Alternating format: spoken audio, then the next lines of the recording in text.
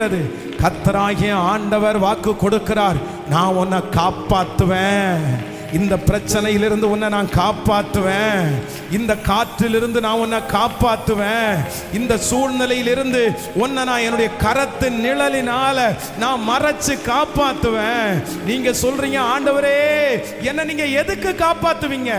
நீ யாருக்கும் பிரயோஜனப்படாவிட்டாலும் கர்த்தர் வாக்கு கொடுக்கிறார், நான் உன்னை ஒரு பிரயோஜனமான கருவியாய் நம்புறவங்க கரங்களை மேல தட்டி உங்க மூலமாய் கர்த்தர் மகிமைப்பட போகிறார்.